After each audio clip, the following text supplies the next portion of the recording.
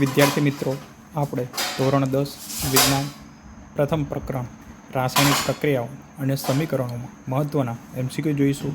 તો પહેલો MCQ, નીચેના પૈકી કયા રાસાયણિક ફેરફાર નથી? તો રાસાયણિક ફેરફાર કયો નથી એ જણાવવાનું છે. તો ઓપ્શન આપેલા છે: લોખંડ પર કાટ લાગવું, માખણનું પીગળવું, દૂધમાંથી દહીં બનવું, કે દ્રાક્ષના રસનો આથવણ થઈ દારૂ બનવું. ચલો, સાચો જવાબ શું આવશે?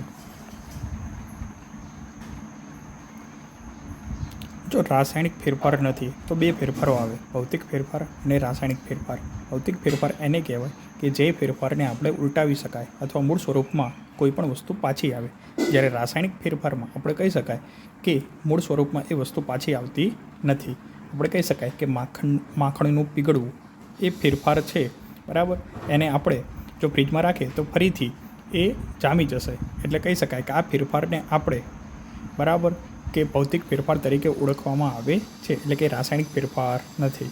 એના સિવાય જોઈએ કે લોખંડ ઉપર કાટ લાગે તો કાટ જતો નહીં રહે, પછી દૂધમાંથી દહીં બનવું, બરાબર, તો દહીંમાંથી ફરીથી દૂધ નહીં બને, બરાબર. તો આ બધામાં રાસાયણિક પ્રક્રિયા છે, બરાબર. બીજા બધા છે એ રાસાયણિક ફેરફાર છે, જ્યારે માખણનું પીગળવું એ ભૌતિક ફેરફાર છે. તો ઓપ્શન નંબર બી સાચો જવાબ આવશે.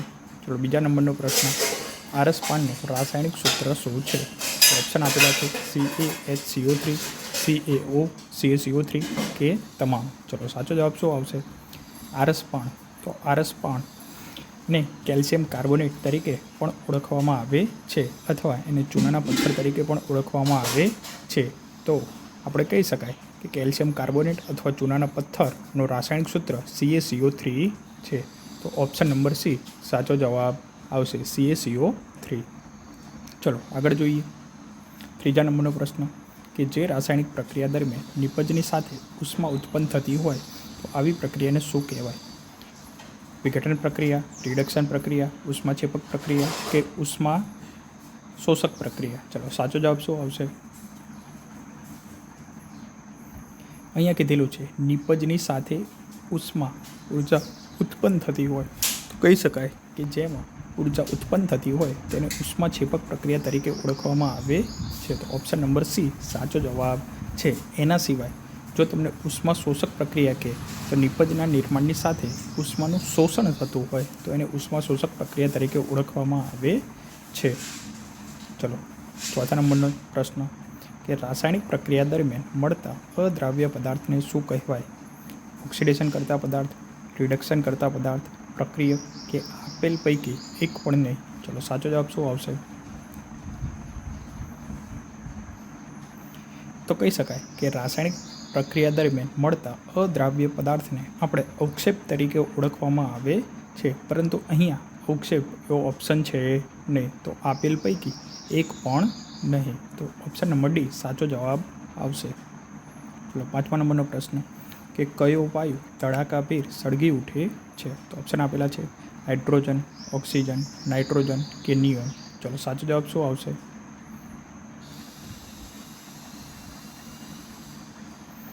તો આપણે કહી શકાય કે હાઇડ્રોજન વાયુ એ તડાકાભેર સળગી ઉઠે છે, બરાબર. તો સળગતી મીણબત્તી આપણે ત્યાં રાખીએ અને જો હાઇડ્રોજન વાયુ હોય, બરાબર, તો એ એક તડાકા સાથે સળગે છે. એટલે ઓપ્શન નંબર એ હાઇડ્રોજન એ સાચો જવાબ આવશે. છઠ્ઠા નંબરનો પ્રશ્ન, મેગ્નેશિયમની પટ્ટીને હવામાં સળગાવતા કયા રંગની રાખ ઉદ્ભવે છે? ઓપ્શન આપેલા છે: પીળી, લાલ, વાદળી કે સફેદ. ચલો, શું આવશે? તો ચલો, સાચો જવાબ આવશે સફેદ. પહેલાં શરૂઆતમાં આપેલું છે કે મેગ્નેશિયમની પટ્ટીને હવામાં સળગાવતા સફેદ ચગારા મારતી પ્રજ્વલિત જ્યોતથી સળગે છે, તો સફેદ આવશે, બરાબર. અને આ જે પ્રક્રિયા છે એ ઓક્સિડેશન પ્રક્રિયા છે. ચલો, સાતમા નંબરનો પ્રશ્ન, કડી ચૂનાનું સૂત્ર લખો. કડી ચૂનાનું સૂત્ર લખો. તો ઓપ્શન આપેલા છે: CaO, CO, CaCO3 કે CaOH ટ્વાઇસ. ચલો, સાચો જવાબ શું આવશે? ચલો, કડી ચૂનાનું બીજું નામ આપણે કહી શકાય કે કેલ્શિયમ ઓક્સાઇડ તરીકે પણ એને ઓળખવામાં આવે છે. તો CaO, બરાબર. તો CaO કે કેલ્શિયમ ઓક્સાઇડ એ આનો સાચો જવાબ થશે. તેમજ કેલ્શિયમ ઓક્સાઇડનો ઉપયોગ સિમેન્ટની બનાવટમાં પણ થાય છે. તો ઓપ્શન નંબર એ સાચો જવાબ છે. ચલો, આઠમા નંબરનો પ્રશ્ન, આયનની ખીલીને કોપર સલ્ફેટના દ્રાવણમાં ડૂબાડતા થોડાક સમય પછી દ્રાવણનો રંગ કેવો થાય છે? ઓપ્શન આપેલા છે લીલો, આછો પીળો, આછો લીલો કે પીળો. જો આયન એટલે કે આપણે લોખંડની ખીલી છે અને કોપર સલ્ફેટ એટલે CuSO4 ના દ્રાવણમાં ડૂબાડતા તો આ પ્રક્રિયા છે એક પ્રકારની વિસ્થાપન પ્રક્રિયા છે. જે કોપર સલ્ફેટ હશે એનો રંગ વાદળી રંગ હોય છે, બરાબર, અને એમાં લોખંડની ખીલી એટલે Fe સાથે પ્રક્રિયા કરશે એટલે FeSO4 પ્લસ કોપરનું વિસ્થાપન થાય. તો આમાં આપણે કહી શકાય કે આછો લીલો કલર જોવા મળે છે. તો વાદળીમાંથી આછો લીલો કલર જોવા મળે છે. તો ઓપ્શન નંબર સી એ સાચો જવાબ છે. ચલો 9મા નંબરનો પ્રશ્ન. શ્વસન એ કેવા પ્રકારની પ્રક્રિયા છે? ઉષ્મા શોષક, ઉષ્મા છેપક, ઉષ્મા વિકિરણ કે ઉષ્માને? ચલો સાચો જવાબ શું આવશે?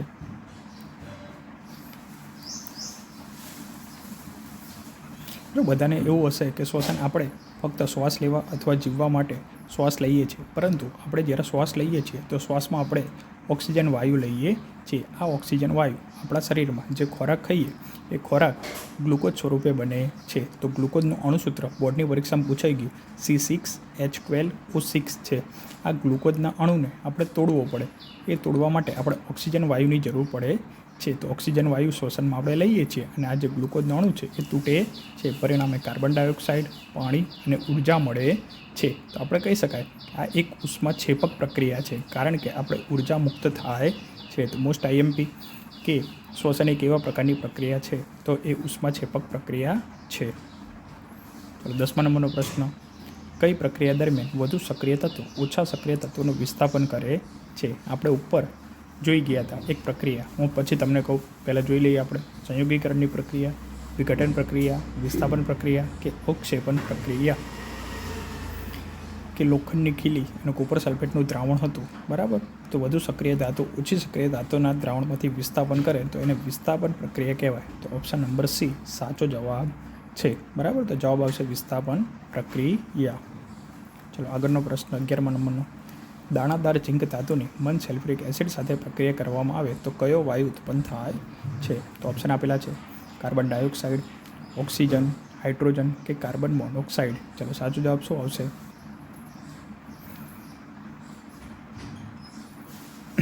ઝીંક ધાતુ એટલે કે Zn, મન સલ્ફ્યુરિક એસિડ એટલે કે H2SO4. તો Zn પ્લસ H2SO4 સાથે પ્રક્રિયા કરવામાં આવે તો હાઇડ્રોજન વાયુ ઉત્પન્ન થાય છે. અને આ હાઇડ્રોજન વાયુને સાબુના દ્રાવણમાંથી પસાર કરવામાં આવે છે. તો સાબુના દ્રાવણની બાજુમાં મીણબત્તી રાખવામાં આવે તો મીણબત્તી ધડાકા સાથે સળગે છે. આવો પ્રયોગ આપણે જો એટલે કે એ ધડાકા સાથે સળગે એટલે કે હાઇડ્રોજન વાયુ હોય છે. તો ઓપ્શન નંબર સી સાચો જવાબ આવશે. ચલો 12મા નંબરનો પ્રશ્ન. બે કરતાં વધુ પ્રક્રિયકો ભેગા થઈ અને એક જ નિપજ બનાવે તો તે રાસાયણિક પ્રક્રિયા કેવા પ્રકારની કહી શકાય? ઉષ્મા શોષક, સંયોગીકરણ, વિઘટન કે વિસ્થાપન? અહીંયા વાત કરેલી છે પ્રક્રિયકોની. બે કરતાં વધારે પ્રક્રિયક છે. નિપજ કેટલી બને? એક. તો બે વસ્તુ યાદ રાખી લેવાની કે જ્યારે પ્રક્રિયકો 2 અથવા 2 કરતાં વધારે હોય, નિપજ 1 બને તો એને ભેગું કરવું એટલે કે સંયોગીકરણની પ્રક્રિયા તરીકે ઓળખવામાં આવે છે. અને આનાથી ઉલટું કે પ્રક્રિયક 1 હોય અને નિપજ 2 અથવા 2 કરતાં વધારે નિપજ મળે તો એને વિઘટન પ્રક્રિયા તરીકે પણ ઓળખવામાં આવે છે. તો આમાં સાચો જવાબ આવશે સંયોગીકરણની પ્રક્રિયા. હાઇડ્રોજન અને ઓક્સિજન મળીને પાણીનું નિર્માણ કરવું એ સંયોગીકરણની પ્રક્રિયાનું ઉદાહરણ છે. ચલો 13મા નંબરનો પ્રશ્ન. ચિપ્સ બનાવવાવાળા ચિપ્સનું ઓક્સિડેશન થતું અટકાવવા માટે બેગમાં કયો વાયુ ભરે છે? તો ઓપ્શન આપેલા છે ઓક્સિજન, નાઇટ્રોજન, કાર્બન ડાયોક્સાઇડ અથવા મિથેન. ચલો સાચો જવાબ શું આવશે?